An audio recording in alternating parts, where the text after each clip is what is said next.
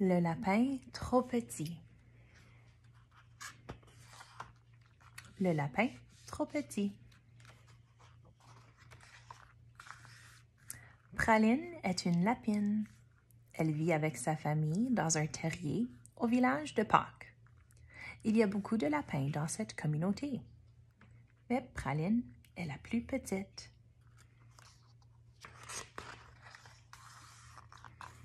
C'est le printemps et Praline est impatiente. Cette année, elle va participer aux préparatifs de la fête de Pâques. Il y a beaucoup de tâches importantes à accomplir pour aider le lapin de Pâques avant le grand jour. Praline doit trouver la tâche qui lui convient.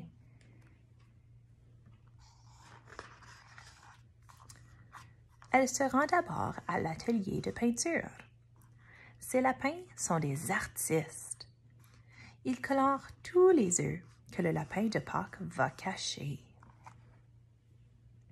Béa, la sœur de Praline, lui montre comment tremper un œuf dans la teinture.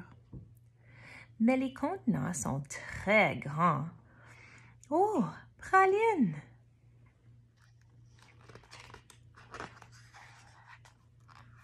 Ensuite, Praline va à la confiserie de son frère Bastien. Bastien fabrique des lapins en chocolat et des poussins en guimauve.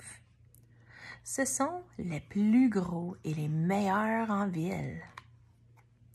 Il montre à Praline comment verser le chocolat fondu dans les moules. Bastien regarde autour de lui. Praline, tu ferais peut-être mieux d'aider maman, suggère-t-il.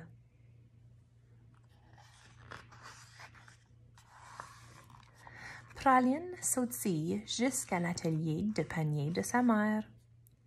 Le lapin de Pâques a besoin de nombreux paniers pour ses livraisons. Tresser des paniers est plus compliqué que cela ne paraît. Praline est vite étourdie. Elle tourne en rond et tombe. Boum! Oh là là, dit sa mère. Va donc aider papa.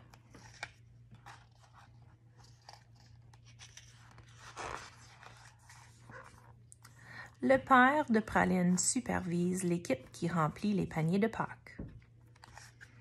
Ajoute l'herbe, puis les lapins en chocolat et les œufs qui contiennent des surprises, explique-t-il à Praline. Les autres lapins travaillent vite. Praline a du mal à suivre la cadence avec ses petites pattes. Son père regarde son panier presque vide. Peut-être que ça irait mieux l'an prochain, ma petite, dit-il gentiment.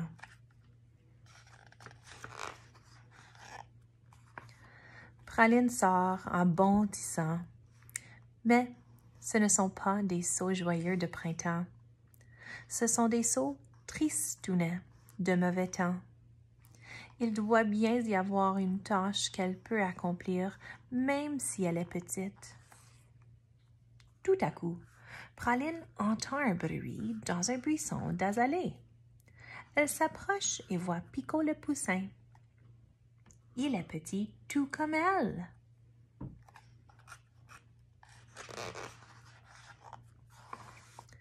Pico est tristounet lui aussi. Les autres poussins ont des tâches pour Pâques, explique-t-il, mais pas moi. Praline n'aime pas voir le poussin triste.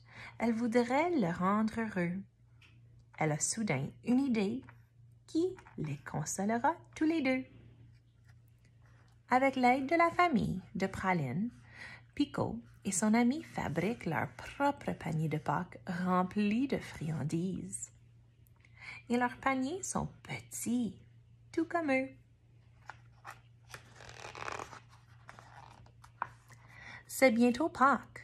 Les habitants du village aident le lapin de Pâques à se préparer pour le grand jour. Soudain, Béa et Bastien passent en courant. Les assistants qui aident le lapin de Pâques ont la fièvre du printemps. Ils ne peuvent pas l'accompagner pour cacher les œufs. Praline et Pico se regardent. « On peut y aller, s'écrie Praline. « Vous êtes trop petit, réplique Bastien. « Le lapin de Pâques a besoin de petits assistants, insiste Praline. On pourra trouver les meilleures cachettes. » Praline et Picot passent à l'action. Ils apportent leur mini-panier au bureau du lapin de Pâques. Ils lui expliquent pourquoi ils sont les meilleurs assistants pour cacher les œufs et lui montrent les mini-trésors qu'ils ont fabriqués pour les enfants qui sont petits comme eux. Le lapin de Pâques les écoute sans dire un mot, puis il déclare « Je crois que vous avez raison. »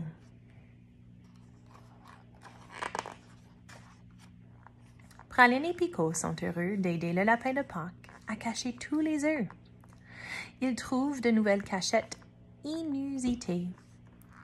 Les petits-enfants seront très contents de découvrir le mini-panier. Praline et Picot rentrent chez eux avec un grand sourire et plein d'histoires à raconter. Leurs familles sont très fiers d'eux. Finalement, Praline et Picot n'étaient pas trop petits pour accomplir une tâche importante à Pâques.